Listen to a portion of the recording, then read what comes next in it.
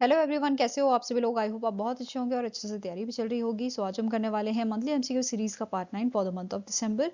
अगर आपने प्रीवियस इसके पार्ट नहीं देखे हैं, आई बटन पे मैंने प्लेलिस्ट का लिंक ऐड कर दिया है। यहाँ पे आपको इसका लिंक जो है विजिबल हो जाएगा। एंड फॉर द पीडीएफ आप हमारा जो है टेलीग्राम चैनल ज्वाइन कर सकते हैं, जिसका लिंक आपको डिस्क्रिप्शन बॉक्स में मिल जाएगा। ठीक है, so let's begin with this session. So first आपकी न्यूज है, solar energy for agriculture resilience initiative अभी रिसेंटली लॉन्च किया गया था in month of December. And इसे लॉन्च किया गया था in a partnership with the international water management institute and Swiss agency for development and corporation. इन दोनों के पार्टनरशिप से इसे लॉन्च किया गया था। एंड इसे साउथ एशिया में इंडिया साउथ एशिया में इंडिया एंड बांग्लादेश जो है, ठीक है, बांग्लादेश यहाँ पे लॉन्च किया गया था इन दी साउथ एशिया। एंड अफ्रीका में बात करें अगर हम, ईस्ट अफ्रीका में इसे दो जगह आपका जो है लॉन्च किया गया है। एक तो केनिया में, ठीक है, एंड दूसरा लॉन्च किया गया है इसे इथोपिया में। ठीक है, केनिया, इथोपिया, इंडिया, बांग्लादेश, यहाँ पे इसका सेकेंड इनिशिएटिव लॉन्च किया गया था 2019 में। फर्स्ट इनिशिएटिव इसका लॉन्च किया गया था और इसका मेन एम क्या है, एनहांस करना क्लाइमेट रेसिलेंस को इन एग्रीकल्चर, रिड्यूस करना dependency on fossil fuel, promote करना सस्टेनेबल यूज वाटर का, एनर्जी का एंड फूड रिसोर्सेज का। ठीक है, सपोर्ट करना environmentally fund friendly and cost effective farming practices, जो एनवायरमेंट फ्रेंडली हो, कॉस्ट इफेक्टिव फार्मिंग प्रैक्टिसेस हो, उसको सपोर्ट करना। एंड इसे इंप्लीमेंट किया जाएगा जुलाई 2025 से लेके दिसंबर 2028 तक। ठीक है, ये इंप्लीमेंटेशन पीरियड इसका रहेगा। अब स्टैटिक इन्फॉर्मेशन भी कवर कर लेते हैं इंटरनेशनल वाटर मैनेजमेंट इंस्टीट्यूट की। तो इसके करंट डीजी हैं मार्क स्मिथ। हेडक्वार्टर लोकेटेड है आपका कोलंबो, श्रीलंका में। एंड 1985 में इसे स्टैब्लिश किया गया था। ठीक है, नाउ इस पे बेस क्वेश्चन करते हैं। The solar energy for agriculture resilience, that is solar phase second initiative, aims to promote climate resilience agriculture through the solar technology, and it is scheduled to run from July to December, right? जुलाई 2025 में शुरू हुआ है, दिसंबर 2028 तक चलेगा। It is being implemented by the International Water Management Institute in partnership with which of the following organization?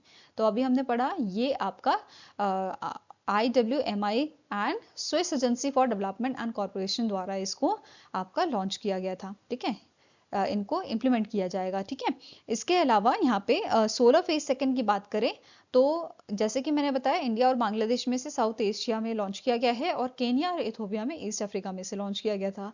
First phase आपका जो है launch किया गया था दिसंबर 2019 में एंड ये चला था मई 2025 तक।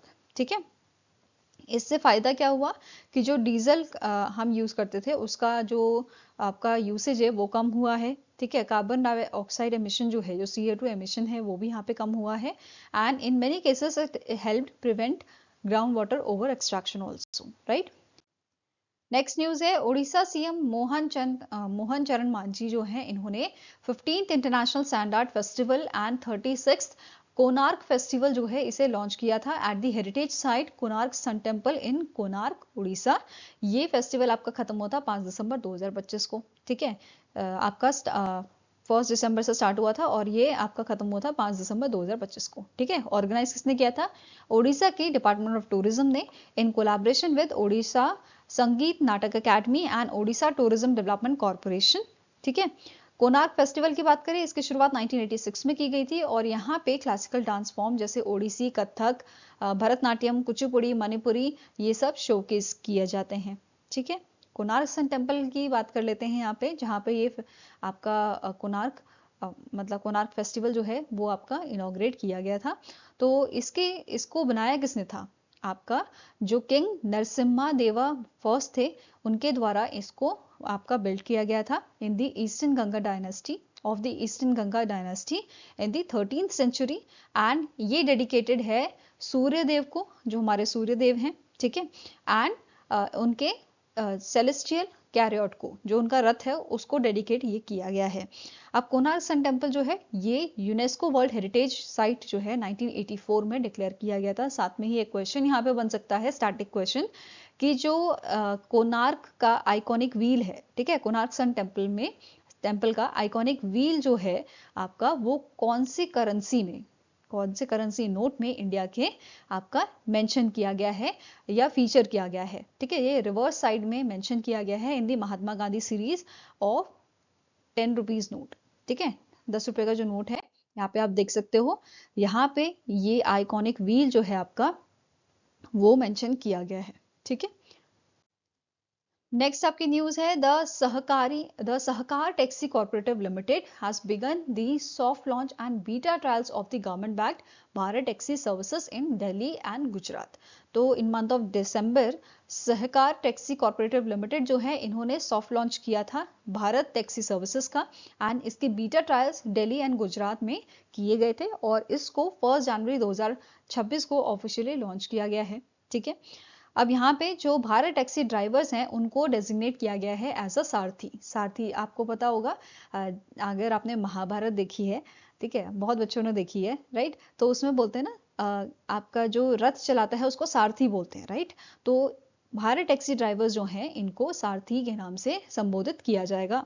ठीक है, अब यहाँ पे इस इनिशिएटिव के लिए 8 प्रमोटर्स हैं, जैसे National Cooperative Development Corporation, Indian Farmers Fertiliser Cooperative Limited, आपका इफको हो गया। ठीक है, कृषक भारती कॉर्पोरेटिव लिमिटेड हो गया, then National Agriculture Cooperative Marketing Federation of India NABARD, then National Cooperative Exports Limited, National Dairy Development Board and Gujarat Cooperative Milk Marketing Federation या फिर अमूल जिसे हम कहते हैं, ये 8 इसके प्रमोटर हैं। ठीक है, नाउ नेक्स्ट क्वेश्चन है the National Highway Authority of India has sign MOU, that is Memorandum of Understanding, with which company to deploy telecom-based safety alerts across national highway। तो ना ही जो है, ठीक है, जो national Highway Authority of India है इसने एक MOU साइन किया है इनमें से एक कंपनी के साथ जिसका नाम है रिलायंस जियो इन्फोकॉम, जो सब्सिडी है रिलायंस जियो की। ठीक है, रिलायंस की जो आपकी सब्सिडी है इसके साथ एक अग्रीमेंट साइन किया है, एक MOU साइन किया है, ताकि ये जो है अलर्ट्स, सेफ्टी अलर्ट जो है वो जारी कर सके। जैसे फॉर एग्जांपल आजकल बहुत फॉग है, राइट, तो जहाँ पे ज़्यादा फॉग इफेक्टिव एरियाज हैं, रीजन्स हैं, वहाँ पे आपको आपकी गाड़ी पहुंचने से पहले आपको जो है अलर्ट आ जाएगा। ठीक है, या फिर एक्सीडेंट स्ट्रेचेस हैं, तो जैसे एक्सीडेंट स्ट्रेच आने वाला है तो उससे पहले ही अलर्ट आपको जारी कर दिया जाएगा।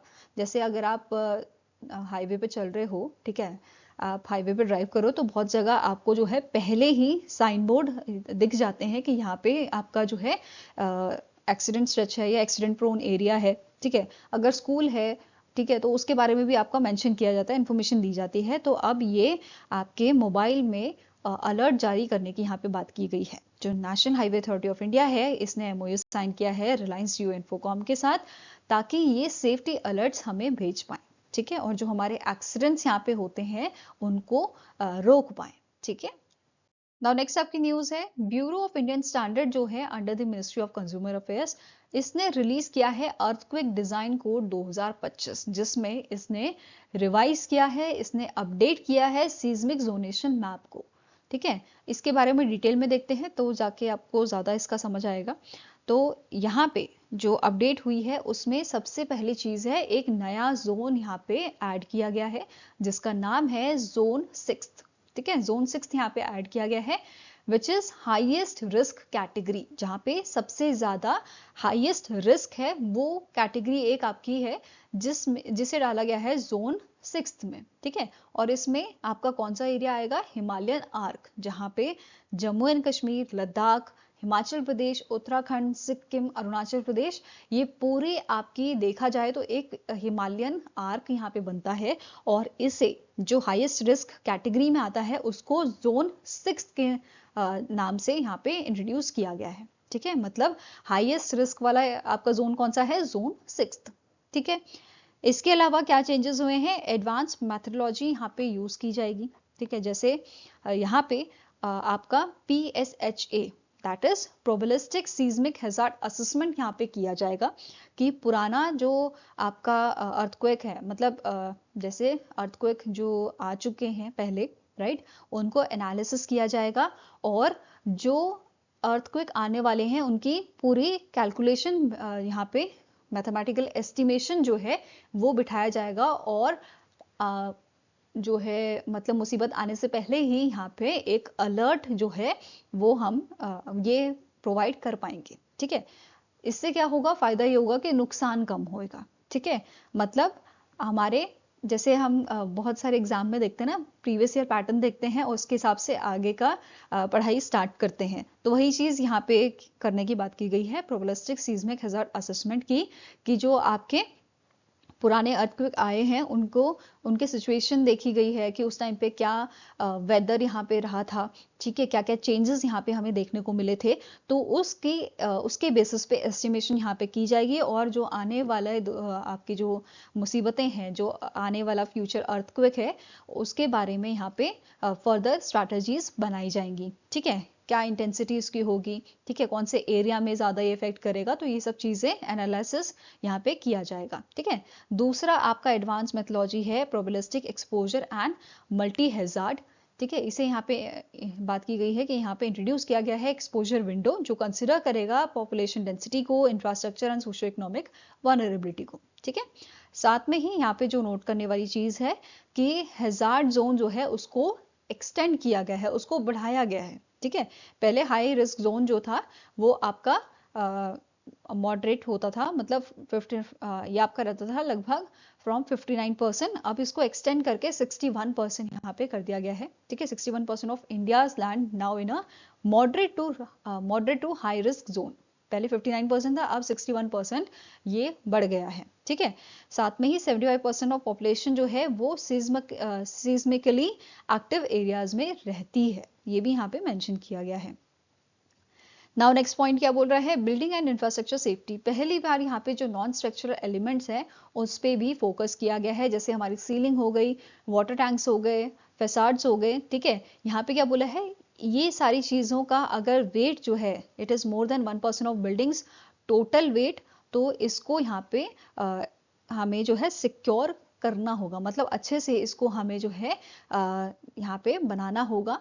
ठीक है, ताकि जैसे अर्थक्वेक आता है तो जापान की आपने टेक्नोलॉजी सुनी होगी कि वहां पे बिल्डिंग्स बस हिलती हैं, गिरती नहीं है, क्योंकि वहां पे हमने ऐसा इंतजाम, वहां पे हमने ऐसा टेक्नोलॉजी यूज किया है कि हमारा नुकसान कम हो। ठीक है, तो ऐसे ही चीज इंडिया में भी करने की बात की जा रही है कि हम जो है ये सारी चीजें टेक्नोलॉजी यहाँ पे यूज करेंगे। ठीक है, hospital, schools, bridges and pipeline जो हैं ये आपके फंक्शनल रहेंगे पोस्ट अर्थक्वेक, ये सारी चीजें मेंशन की गई हैं। इसके अलावा एक और चीज जो इंपॉर्टेंट है कि यहाँ पे क्या बोला है, स्ट्रिक्ट बाउंड्री रूल यहाँ पे अप्लाई किया जाएगा for a city planning and urban development. ठीक है, टाउन्स जो लोकेटेड है आपके बाउंड्रीज में between your two seismic zone, उसको ऑटोमेटिकली अपग्रेड किया जाएगा to the high risk zone, ensure करने के लिए आपके स्ट्रिक्ट सेफ्टी स्टैंडर्ड्स को, and for the buildings and infrastructure, right. अब बात कर लेते हैं BIS की, तो इसके करंट DG हैं संजय गर्ग, हेडक्वार्टर न्यू दिल्ली, दिल्ली में लोकेटेड है, और इसे 1987 में आपका स्टैब्लिश किया गया था। नाउ इस पे बेस्ड क्वेश्चन कर लेते हैं, the BIS 2025 seismic map introduce which new seismic zone classified as a high risk category. तो हाईएस्ट रिस्क कैटेगरी आपका किस में आता है, जोन 6 में आता है। ठीक है, नेक्स्ट क्वेश्चन है, the government of India has approved sustainable aviation fuel blending target in traditional jet fuel, what are the target. So देखो यहाँ पे 3 सालों के टारगेट बताए गए हैं, 2027, 28 और 2030 का। ठीक है, 27 में हमें 1% यहाँ पे ब्लेंड करना है। ठीक है, अप्रूव यहाँ पे किया गया है सस्टेनेबल एविएशन फ्यूल ब्लेंडिंग, तो 1% टारगेट है 2027 का, 2% है आपका 2028 का। ठीक है, 1% 2027, 2% फॉर 2028 एंड आपका 5% है फॉर 2030, 2030। तो answer is option number B, right. अब यहाँ पे इनिशियल जो सस्टेनेबल एविएशन फ्यूल ब्लेंडिंग है, ठीक है, इनिशियली ये अप्लाई किया जाएगा इंटरनेशनल फ्लाइट्स जो आपकी उड़ती हैं इंडिया से, मतलब जो डिपार्चर होती हैं आपकी इंडिया से। ठीक है, एट प्रेजेंट यहाँ पे टोटल 93 एयरपोर्ट्स ऐसे हैं जिन्होंने स्विच कर लिया है 100% ग्रीन एनर्जी यूसेज पे, राइट। नाउ नेक्स्ट क्वेश्चन है, during the world summit on disaster management and 20th Uttarakhand state science and technology conference 2025, doctor Jitendra Singh announce the 3 new Doppler weather radars that will be set up in which cities of Uttarakhand. तो उत्तराखंड में आपका जो है world summit on disaster management हुआ था and 20th Uttarakhand state science and technology conference हुआ था, ठीक है, ग्राफिक एरा में हुआ था, हमारे कॉलेज में ही हुआ है। एंड यहाँ पे जो है 3 आपके डॉपलर वेदर रेडार्स जो हैं वो सेटअप करने की बात की गई है। पहले भी यहाँ पे वेदर रेडार्स जो हैं सेटअप किए गए हैं, कौन सी सिटीज में किए गए हैं वो डिस्कस करेंगे। उससे पहले नई सिटीज में जो डॉपलर वेदर रेडार्स आपके सेटअप होने हैं वो कौन कौन सी सिटीज हैं। एक आपका है हरिद्वार, ठीक है, पंतनगर एंड औली, ठीक है। तो ये 3 आपकी जगह है जहाँ पे डॉपलर वेदर रेडार्स जो है ये सेटअप किए जाने हैं। प्रीवियस वेदर रेडार्स कहाँ कहाँ पे हैं, सुरकंडा देवी में है, ठीक है, मुक्तेश्वर एंड लेंसीडाउन में है, ठीक है। Now world summit on disaster management and 20th Uttarakhand state science and technology conference 2025 ये आपका कहाँ पे हुआ है, graphic era silver jubilee convention centre में ये हुआ था उत्तराखंड, देहरादून उत्तराखंड में। And it is hosted by the Uttarakhand State Council for Science and technology, right. अब यहाँ पे डॉपलर वेदर रेडार्स होता क्या है, ये डिटेक्ट करते हैं स्टॉर्म स्ट्रक्चर को, विंड पैटर्न्स को, मॉइस्चर इंटेंसिटी को, वर्टिकल क्लाउड डेवलपमेंट के बारे में यहाँ पे ये हमें इंफॉर्मेशन देते हैं इन 30 to 90 मिनट्स, ठीक है, before extreme weather condition, right. अब यहाँ पे इस इवेंट में जो सीएम है उत्तराखंड के पुष्कर सिंह धामी जी, इन्होंने 2 अवार्ड यहाँ पे जो है फैसिलिटेट किए थे। एक था young women scientist achievement award 2025 जो दिया जाता है up to the age group of 45 years, जिसमें अंकिता राजपूत, गरिमा पुनेता, ममता आर्या, हर्षित पंत, प्रियंका शर्मा एंड प्रियंका पांडे, इन सबको ये अवार्ड मिला है, दिया गया है। एंड यू कॉस्ट की बात करें अगर हम, Uttarakhand State Council for Science and Technology UCOST की अगर हम बात करें, UCOST young women scientist excellence award, तो ये award up to the age group of 30 years तक दिया जाता है, जिसमें प्रियंका उनियाल, पलक कंसल, राधिका खन्ना, स्तुति आर्या एंड देवी मुंगल, ठीक है, मुनगल जो है, इनको ये अवार्ड दिया गया है। ओके, नाउ नेक्स्ट आपकी न्यूज है 60th all India conference of director general of police and inspector general of police जो है ये आपकी हुई थी, कहाँ पे हुई है, छत्तीसगढ़ के Indian institute of management Raipur में, ठीक है। थीम इसका था Viksit Bharat security dimension and it is chaired by the PM Narendra Modi ji, और 28 से 30 नवंबर को ये आपका हुआ था। यहाँ पे स्टेट एंड यूटीज जो हमारे हैं इंडिया के, उसके आपके disease, director general of police and inspector general of police जो हैं शामिल हुए थे, साथ में ही आपके हेड्स थे सेंट्रल आर्म्ड पुलिस फोर्स के एंड सेंट्रल पुलिस ऑर्गेनाइजेशन के, ठीक है। अब यहाँ पे की डिस्कशन आपका रहा था policing road map for vision 2047, counter terrorism and counter radicalisation strategies पे, women safety through the use of technology, strategies to bring back Indian fugitives from abroad and strengthen करना forensic capabilities को for effective investigation। साथ में ही यहाँ पे award जो है वो भी फैसिलिटेट किए गए थे पीएम मोदी जी द्वारा।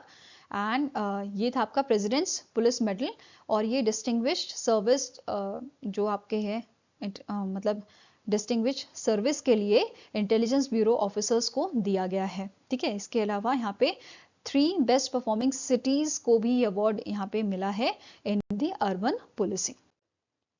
ओबिसिटीज की बात करें तो निकोला पेत्रंगेली जो आपके टेनिस प्लेयर थे इटली से, इनका recently in month of December death हुआ था and he was the first Italian to win the Grand Slam single title by winning French Open single title in the 1959, right? Other French open title इन्होंने जो है जीते थे आपके 1960 में single title जीता था, 1959 में डबल्स, 1958 में डबल टाइटल इन्होंने जीता है।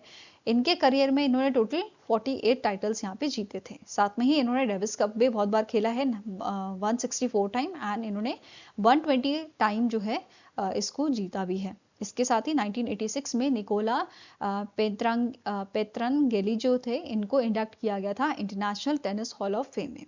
ओके, नेक्स्ट आता है स्वराज कौशल जो हस्बैंड थे आपके former union minister Sushma Swaraj ji के, and he was the father of Bansuri Swaraj जो हमारी मेंबर ऑफ पार्लियामेंट है, ठीक है। ये आपके 1990 से 1993 के बीच में गवर्नर रहे थे मिजोरम के, राज्यसभा मेंबर आपके थे ये 1998 से 2004 के बीच में, and he become the first advocate general of Mizoram in 1987। यहाँ पे आप इनकी इमेज देख सकते हैं। नाउ नेक्स्ट क्वेश्चन है, which Indian organization was recognized among the top 100 corporate startup stars, that is CSS 2025 by International Chamber of Commerce and MindBridge। तो recently इनमें से कौन सी आपकी ऑर्गेनाइजेशन है, इंडियन ऑर्गेनाइजेशन, जिसको आपका रिकॉग्नाइज किया गया है टॉप 100 कॉर्पोरेट स्टार्टअप स्टार 2025 में by ICC and mind the bridge, इन दोनों ऑर्गेनाइजेशन द्वारा। तो ये इकलौती इंडियन ऑर्गेनाइजेशन थी जिसको रिकॉग्निशन यहाँ पे मिला है, and it is Bharat petroleum corporation limited, BPCL is the right answer. BPCL को यहाँ पे रिकॉग्नाइज किया गया है क्योंकि इनके दो इनिशिएटिव थे, एक तो इनिशिएटिव था इनका अंकुर एंड दूसरा था बीपीसीएल अंकुर फ्रंट। ठीक है, ये दोनों इनिशिएटिव के लिए ये इनिशिएटिव जो है सपोर्ट करते हैं स्टार्टअप्स को, और इन इनिशिएटिव्स के लिए इस बीपीसीएल को ये रिकॉग्निशन मिला है। ठीक है, अंकुर की बात करें तो अंकुर को 2016 में लाया गया था, इनिशिएटिव को लॉन्च किया गया था सपोर्ट करने के लिए 30+ स्टार्टअप्स को in energy sector and to promote cleaner smarter and sustainable energy solution. वहीं पे बीपीसीएल अंकुर फंड जो है ये प्रोवाइड करता है strategic equity investment to the early stage startups. Fine. BPCL की बात करें तो इसका हेडक्वार्टर मुंबई महाराष्ट्र में लोकेटेड है, चेयरमैन है संजय खन्ना, राइट। अब यहाँ पे बात करें सीएसएस अवार्ड की तो ये ऑनर करता है 100 लीडिंग कंपनीज को from Forbes global 2000 and Fortune global 500 for excellence से in a open innovation. Okay, now next question है, which company has entered the top 5% of global steel companies in a Dow Jones Sustainability Index Corporate Sustainability Assessment for the financial year 2025। तो इनमें से कौन सी कंपनी है जिसको जो बेसिकली जिसने एंट्री की है in the top 5% of global steel companies in this index, Dow Jones sustainability index corporative sustainability assessment में फॉर द फाइनेंशियल ईयर 2025। तो it is your Jindal stainless limited. ठीक है, कौन सी कंपनी है, जिंदल स्टेनलेस लिमिटेड की एंट्री यहाँ पे हुई है। ठीक है, top 5% of global steel companies में, राइट। अब बात करें जिंदल स्टेनलेस लिमिटेड की तो इसने 4th प्लेस सिक्योर किया है ग्लोबल स्टील सेक्टर में, एंड फर्स्ट पोजीशन इसने हासिल की है इन स्टेनलेस स्टील सेगमेंट में, achieving environmental social and governance score of 78, right.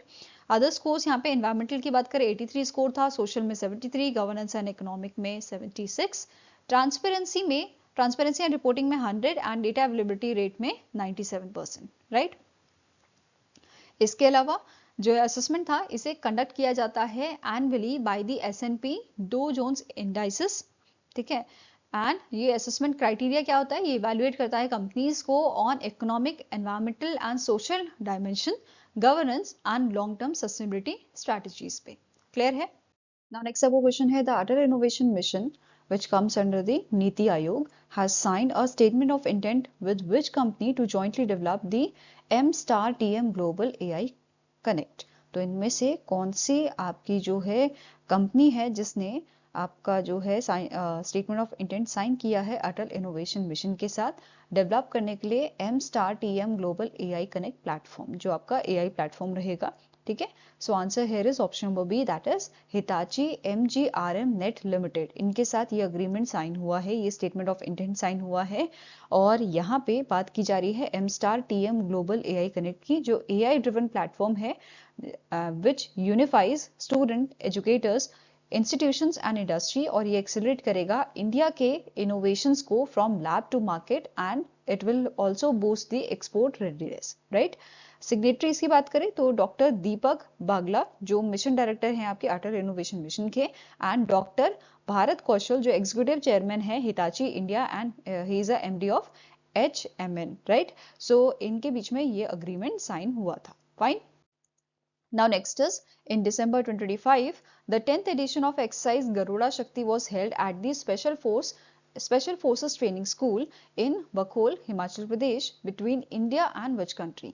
So जो आपका 10th edition हुआ है एक्सरसाइज गरुड़ा शक्ति का, हिमाचल प्रदेश में हुआ है, एंड ये इंडिया और इंडोनेशिया के बीच में परफॉर्म किया गया था। ठीक है, मतलब ये जो एक्सरसाइज है इंडिया और इंडोनेशिया की है। ठीक है, इससे पहले जो 9th एडिशन था वो इंडोनेशिया में हुआ था एंड 10th एडिशन आपका इंडिया में हुआ है।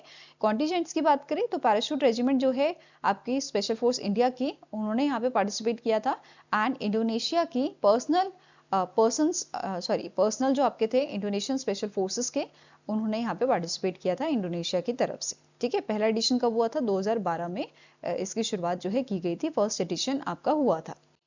नाउ नेक्स्ट न्यूज क्या बोल रही है? नीति आयोग ने quantum economy roadmap recently release किया है, जिसका मेन ऑब्जेक्टिव है ट्रांसफॉर्म करना इंडिया को into a top 3 quantum powered economies in the world by which year? By 2047। Okay, काम क्या है इस रोड मैप का? मेन ऑब्जेक्टिव क्या है कि हमें इंडिया को ट्रांसफॉर्म करना है into the one of the top 3 quantum powered economies by the year 2047। Okay, now इस रोड मैप को डेवलप किसने किया है? नीति आयोग के फ्रंटियर टेक हब ने with the IBM as a knowledge partner and support from expert in academia, government and industry. Right, so knowledge partner यहाँ पे IBM था और इसे डेवलप किया है frontier tech hub in the under the Niti Aayog. ठीक है, which comes under the Niti आयोग। ओके, टारगेट्स इसके अंदर क्या है हमारे 2035 के, वो डिस्कस करते हैं।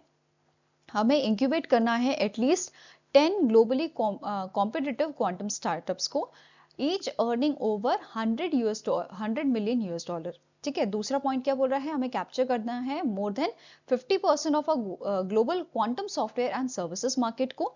तीसरा है हमें अचीव करना है क्वांटम आत्मनिर्भरता, that is self resilience and control critical points in a global supply chain. ठीक है, तो ये 3 टारगेट हैं हमारे 2035 तक के। क्लियर है? नाउ इम्प्लीमेंटेशन फेजेस जो हैं वो 2 आपके हैं। एक तो 2025 से 2030 का है पहला फेज, जिसमें हम फोकस करेंगे on the growth by building more quantum hubs and by supporting at least 50 startups. तो क्या एम है? एक तो हमें फोकस करना है ग्रोथ में by building more quantum hubs, हमें ज्यादा से ज्यादा क्वांटम हब्स बनाने हैं और सपोर्ट करना है एटलीस्ट 50 स्टार्टअप्स को। ये फेज 1 का आपका जो है हमारा टारगेट है। ठीक है, इंप्लीमेंटेशन फेज में ये हमें काम करना है। दूसरा फेज आपका 2030 से 2035 तक का होगा, 2035 तक का होगा, जो फोकस करेगा on achieving global leadership in a quantum technology. Right, now next आपका पॉइंट क्या बोल रहा है? हमारा फोकस एरिया क्या होगा? जो की सेक्टर्स हैं जिन पे हमारा फोकस रहेगा वो है health, pharmaceuticals, logistic, financial services and fintech. Clear है? की प्रायोरिटीज क्या रहेंगे? एक्सेलरेट करना इंडस्ट्री एंगेजमेंट एंड इन्वेस्टमेंट को, एक्सपैंड करना क्वांटम वर्कफोर्स को, प्रमोट करना lab to market transition and lead करना ग्लोबल स्टैंडर्ड सेटिंग्स को for a quantum technology. Okay, now next आपका स्टैटिक इन्फॉर्मेशन कवर करते हैं नीति आयोग के, जिसके कारण CEO है BVR Subrahmanyam. Headquarter new Delhi में लोकेटेड है और ये आपका थिंक टैंक बॉडी है जो एग्जिस्टेंस मतलब जिसकी आपका एग्जिस्टेंस जो है वो इफेक्ट में आपका आया था 1 जनवरी 2015 से, और इसने किसे रिप्लेस किया था? प्लानिंग कमीशन ऑफ इंडिया को। राइट, नाउ नेक्स्ट इस पे बेस्ड क्वेश्चन कर लेते हैं। What is the main goal of a NITI Aayog quantum road map? तो हमारा जो है टारगेट क्या है, मेन गोल क्या है कि हमें जो है क्वांटम पावर्ड इकोनॉमीज में शामिल होना है टॉप 3 में, by which year? By 2047। Right, so answer here is option number E, make in India one of the top 3 quantum powered economies by 2047 is the right answer. Right, now next आपकी news है 100 day intensive awareness campaign आपका launch किया गया था for a child marriage free Bharat. किसने launch किया था? हमारी जो यूनियन मिनिस्टर है ministry of women and child development की, दैट इज अपूर्णा देवी। ठीक है, क्या नाम है इनका? अपूर्णा देवी।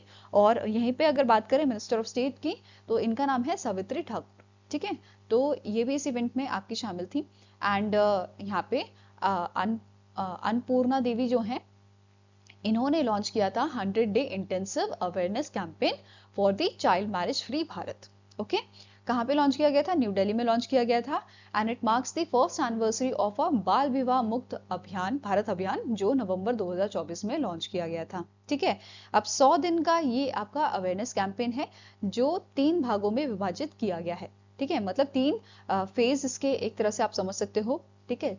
27 नवंबर से 31 दिसंबर का एक था जिसमें आपका अवेयरनेस एक्टिविटीज यहाँ पे कराई जाएंगी स्कूल्स में, कॉलेजेस में एंड यूनिवर्सिटीज में, ठीक है। दूसरा है एक्टिविटीज में आपका क्या क्या एक्टिविटीज होंगी, जैसे डिबेट हो गया, ऐसे competition, interactive sessions based on the child marriage, ठीक है, child marriage free Bharat. Okay, second आपका जो फेज है वो 1 से 31 मतलब 1 से 31 जनवरी तक आपका जो है चलेगा 2026 तक, और इसमें एंगेजमेंट यहाँ पे रहेगा with the faith leaders, community influencer and marriage service providers, and it will focus on child rights, safety and empowerment messages, ठीक है। दूसरा फेज ये हो गया।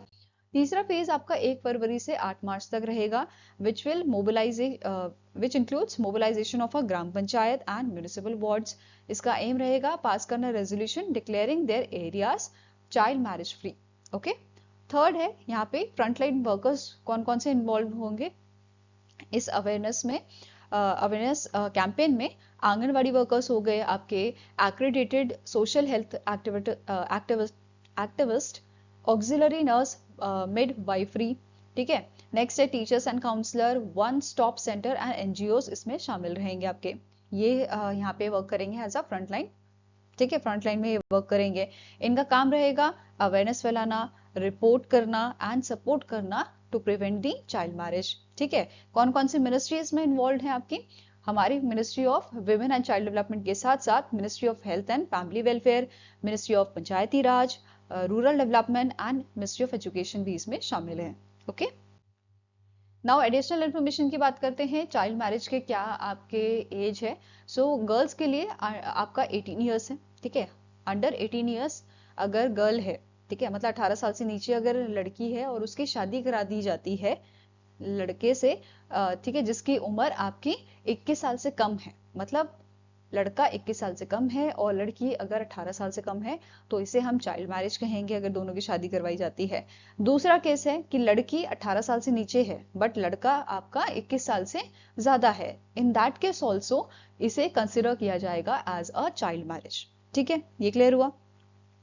नाउ हमारा टारगेट क्या है, हमारे सारे जो इंडियन स्टेट्स हैं उनका टारगेट है कि हमें 2029 तक जो चाइल्ड मैरिज रेट है, ठीक है, चाइल्ड मैरिज रेट जो है उसको हमें बिलो 5% लाना है।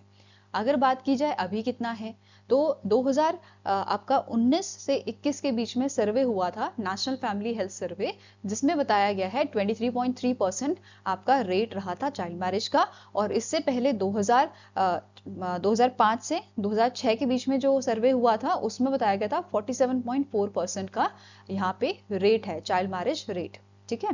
भले ये आपका लगभग हाफ हुआ है बट हमारा टारगेट क्या है, 2029 तक हमें इसे बिलो 5% करना है। क्लियर है। नाउ नेक्स्ट बात करते हैं विशरी की। तो फ्रैंक गेरी जो है जो प्रोफेशन से आर्किटेक्ट थे, इनका रिसेंटली डेथ हुआ था। He was a Canadian American architect, ठीक है। ये बॉर्न हुए थे कनाडा में एंड इन्होंने इनके बाद में ये अमेरिका शिफ्ट हुए, ठीक है। और वहाँ पे इन्होंने बहुत अच्छे अच्छे नोटेबल वर्क किए हैं, जैसे इनके नोटेबल वर्क में गिना जाता है आपका Guggenheim museum Bilbao in Spain, Walt Disney concert hall जो आपका लॉस एंजलिस में है, देन डीजेड बैंकिंग बिल्डिंग जो बर्लिन में आपका है, बर्लिन जर्मनी में, आईएसी बिल्डिंग न्यूयॉर्क में। ये इनके अच्छे काम है और इनके अच्छे कामों के लिए इन्हें अवार्ड्स भी बहुत सारे मिले हैं, जैसे प्रिट्जकर प्राइज 1989 में, Japan art association premium imperial prize for architecture, national medal of arts, American institute of architect gold medal इन्हें मिला है, gold medal for architecture from American academy of arts and letters, ठीक है। तो ये सारे medal इनको यहाँ पे दिए गए थे, राइट। इसके अलावा नेक्स्ट ओबिचुरी है आपकी सिमोन टाटा, जो नोएल टाटा है उनकी मदर है, ठीक है, मदर थी, उनका रिसेंटली डेथ हुआ है and she was also the chairperson of a Lakme, ठीक है। इसके अलावा ये 1961 में डायरेक्टर बनी थी लैक्मे की एंड चेयरमैन बनी थी लैक्मे की 1982 में, एंड इनको कॉस्मेटिक जरीना ऑफ इंडिया के नाम से भी जाना जाता है and Dion of India's beauty industry भी के नाम से भी इन्हें जाना जाता है। और लैक्मे की बात करें तो ये आपका जो है पहले मतलब जो आपका टाटा की ऑर्गेनाइजेशन है, टाटा का मतलब पार्ट था ये, बाद में लैक्मे जो है वो बेच दिया गया था, सोल्ड कर दिया गया था हिंदुस्तान यूनिलीवर लिमिटेड को इन दी 1996। ठीक है, यहाँ पे आप इमेज देख सकते हो सिमोन टाटा की। ओके, नाउ नेक्स्ट आपका क्वेश्चन है, खेलो इंडिया यूनिवर्सिटी गेम्स 2025 कहाँ पे हुए थे? राजस्थान में हुए थे। कौन कौन सी सिटीज में इसको जो है होस्ट किया गया था? जयपुर, अजमेर, उदयपुर, जोधपुर, बीकानेर, कोटा, भरतपुर, इन सिटीज में इन्हें होस्ट किया गया था। और कौन सा एडिशन था? 5th एडिशन था। ठीक है, कौन सी यूनिवर्सिटी ने सबसे ज्यादा मेडल जीते हैं? चंडीगढ़ यूनिवर्सिटी ने, followed by LPU, Guru Nanak Dev university, Jain university and Guru Kashish university. ये टॉप 5 आपकी यूनिवर्सिटीज रही थी। ठीक है, अगर मेडल टैली की बात कर रहे हैं। नाउ नेक्स्ट है, किसने ऑर्गेनाइज किया था? हमारी ministry of youth affairs and sports ने, स्पोर्ट्स अथॉरिटी ऑफ इंडिया ने, association of Indian universities, Rajasthan state sports council, इनके द्वारा ऑर्गेनाइज किया गया था। कौन कौन से स्पोर्ट्स थे? 23 मेडल स्पोर्ट्स थे, archery, athletics, badminton, basketball, beach volleyball, boxing, cycling, ये सारे इसमें आपके स्पोर्ट्स इंक्लूडेड थे। न्यूली एडेड थे आपके खो खो, जिसका डेमोन्स्ट्रेशन यहाँ पे हुआ था, beach volleyball, canoeing and kayaking and cycling जो है फर्स्ट टाइम यहाँ पे इंट्रोड्यूस किए गए थे। इसके अलावा मोस्ट सक्सेसफुल एथलीट कौन रहा था यहाँ पे? श्री हरि नटराज, जो जैन यूनिवर्सिटी से बिलोंग करते हैं। यहाँ पे पूजा सिंह जो है, इन्होंने हाई जंप में नया रिकॉर्ड बनाया है 1.77 मीटर का। ठीक है, और ये इनका डेब्यू यहाँ पे था, राइट। इसके अलावा अदिति स्वामी ने भी, इनका भी डेब्यू था और इन्होंने जो है गोल्ड जीता था विमेंस कंपाउंड आर्चरी में, and she belongs from the Shivaji university. ठीक है, नेक्स्ट आता है मानसी लथार, जो रेसलर हैं और इन्होंने गोल्ड जीता था विमेन 73 कैटेगरी में, 73 केजी कैटेगरी में। सर्वजोत सिंह पंजाब यूनिवर्सिटी से बिलोंग करते हैं और इन्होंने भी individual and team pistol events में मेडल जीते हैं। देन आशी चौकसी जो हैं, इन्होंने गोल्ड जीता था women's 50 metre rifle 3 position event में, राइट। नेक्स्ट आता है कबड्डी की बात करें तो कबड्डी के इवेंट में चंडीगढ़ यूनिवर्सिटी ने, चंडीगढ़ यूनिवर्सिटी की विमेंस टीम जो थी, ठीक है, विमेंस ने यहाँ पे गोल्ड जीता था। एंड लवली प्रोफेशनल यूनिवर्सिटी जो है, इसकी मेंस टीम ने यहाँ पे गोल्ड जीता था। वहीं पे वॉलीबॉल की बात करें तो एलपीयू की विमेंस टीम जो थी, इन्होंने गोल्ड जीता था यहाँ पे। ठीक है, बॉक्सिंग की बात करें तो यहाँ पे मल्टीपल यूनिवर्सिटीज ने जो है गोल्ड मेडल जीते हैं। जैसे एथलीट्स आपके थे गुरु कशी यूनिवर्सिटी से, एलपीयू से, पंजाब यूनिवर्सिटी से, जिन्होंने मल्टीपल गोल्ड मेडल्स बॉक्सिंग में जीते हैं। ठीक है, नाउ इस पे बेस्ड क्वेश्चन करेंगे, which university won the 5th edition of Khelo India university game? तो कौन सी यूनिवर्सिटी ने जीता है 5th एडिशन? चंडीगढ़ यूनिवर्सिटी ने जीता है। ठीक है, answer here is option number A. अब मुझे कमेंट सेक्शन में बताओ, चंडीगढ़ यूनिवर्सिटी जो है वो कहाँ लोकेटेड है? ठीक है, next is, whom did Arjun Erigasi defeated in the final to win the Jerusalem Masters 2025? तो अर्जुन एरेगेसी जो है, इन्होंने फाइनल मैच जीता था जेरूसलम मास्टर का 2025 का, और इन्होंने डिफीट किया था 5 time world champion Vishwanath Anand ji को। ठीक है, किसको डिफीट किया था? विश्वनाथ आनंद जी को इन्होंने डिफीट किया था। ठीक है, अरुण एरिगेसी जो है, इनका ये फर्स्ट जेरूसलम मास्टर टाइटल था। ठीक है, अब इस इवेंट के ऑर्गेनाइजर कौन थे? Israel ministry of culture and sports, Jerusalem municipality and Israeli chess federation. Okay, बात करते हैं इस इवेंट की। तो अर्जुन एरिगेसी जो है, ये इन्होंने जो रैपिड गेम्स थे आपके, दोनों रैपिड गेम्स, इसमें इनका ड्रॉ हुआ था। ठीक है, he drew the both rapid games and he won the first blitz tie break, और सेकेंड ब्लिट्ज टाई ब्रेक जो है वो इनका ड्रॉ रहा था। ठीक है, इसके अलावा जो रशियन प्लेयर हैं पीटर सैविडलर एंड इयान नेपोमेनिएचती जो है, ये दोनों रशियन प्लेयर हैं, बट इन्होंने अपनी कंट्री को रिप्रेजेंट यहाँ पे नहीं किया था। और पीटर जो है, इन्होंने 3rd प्लेस हासिल की थी, वेरस 4th प्लेस हासिल की थी आपकी इयान नेपोमेनिएच ने।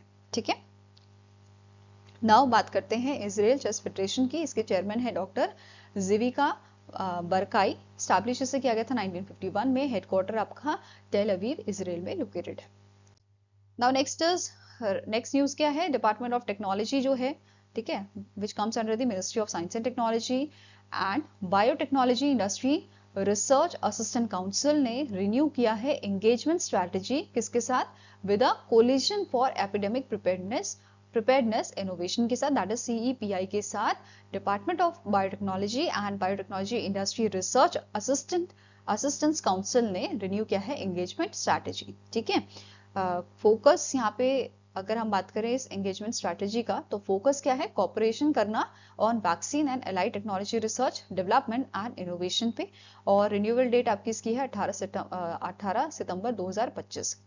इसको वैसे जो ये पार्टनरशिप है आपकी एंगेजमेंट स्ट्रैटेजी की, उसकी शुरुआत कब हुई थी, 2019 में हुई थी। 5 साल के लिए इसको किया गया था, अब इसे रिन्यू किया गया है। ठीक है, नाउ यहाँ पे किस चीज के लिए आपका जो है कोलैबोरेशन हुआ था 2019 में, for the vaccine to promote vaccine for epidemic prone diseases जैसे chikungunya, corona virus and mpox के लिए। ठीक है, रिकॉग्नाइज इंडियन फैसिलिटीज, जैसे 2 इंडियन फैसिलिटीज जो हैं आपकी, DBT BIRAC THSTI biosafety laboratory and experimental animal facility, ये दोनों जो हैं इनको रिकॉग्नाइज किया गया है by the CEPI and it will support vaccine development from the pre clinical to phase 3 trial. Okay, next is the Eastern Command Mountaineering Team of Indian Army has successfully summited Mount Kangto, जिसकी height 7042 metre की है, in which Indian state is Mount Kango located। तो recently eastern command mountaineering team जो है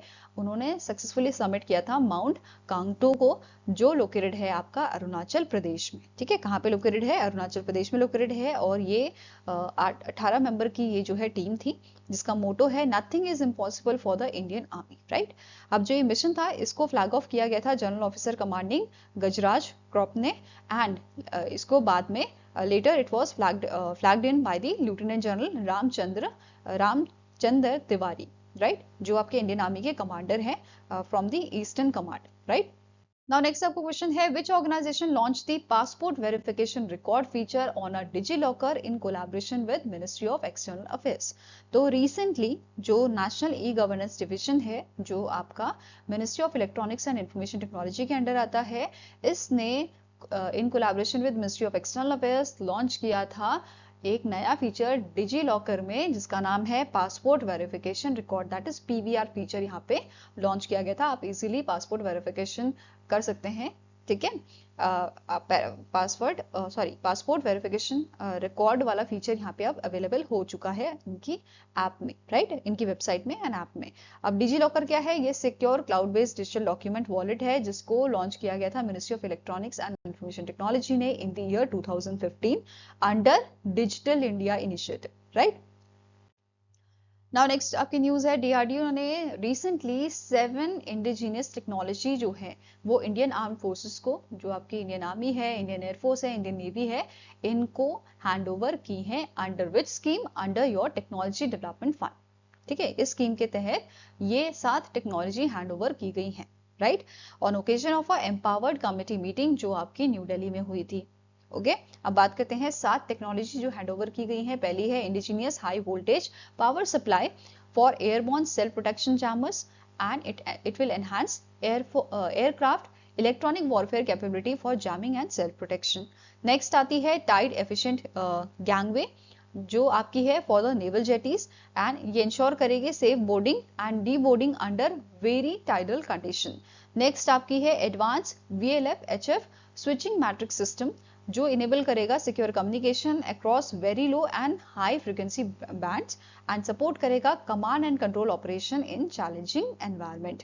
next आती है आपकी VLF loop aerials, ये आपकी रहेगी फॉर अंडर वाटर प्लेटफॉर्म जैसे सबमरीन्स के लिए, ये प्रोवाइड करेगी communication and signal reception for stealth and surveillance. Right, next आपकी है indigenous water jet propulsion system for the fast interceptor craft and it will improve speed,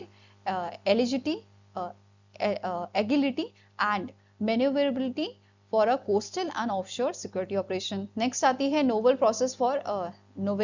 process for recovery of a lithium precursors। ठीक है, ये recover करेगी lithium from the use lithium ion batteries, support करेगा sustainable energy storage solution and circular economy. And the last is long life sea water battery system under water sensing and surveillance applications के लिए, and it will power the under water sensor for long duration naval और maritime security missions के लिए। Right, now question is Under which scheme were the 7 indigenous technology handed over by the DRDO to the Indian Armed Forces? तो अभी कौन सी scheme के तहत ये hand over की गई है? 7 टेक्नोलॉजी डेवलपमेंट फंड स्कीम के तहत, जिसको आपका जो यूनिट बजट था 2014-15 का, इसके तहत इसको जो है स्टैब्लिश आपका किया गया था। ठीक है, एंड इसे एग्जीक्यूट कौन करता है? आपका DRDO इसे एग्जीक्यूट करता है। ठीक है, कौन करता है? DRDO एग्जीक्यूट करता है। ठीक है, आई होप गाइज आपको ये वीडियो पसंद आया हो। पसंद आया तो लाइक एंड शेयर जरूर कीजिएगा और हमारे साथ जुड़ने के लिए हमारे चैनल को सब्सक्राइब कीजिएगा। अगर आपके कुछ सजेशन है तो आप हमें मेल कर सकते हो benchmarkstudy007@gmail.com पे, या फिर आप हमें कमेंट सेक्शन में भी लिख सकते हैं। सो मिलेंगे ऐसे नेक्स्ट वीडियो के साथ। Till then take care, have a nice day and all the best for your preparations.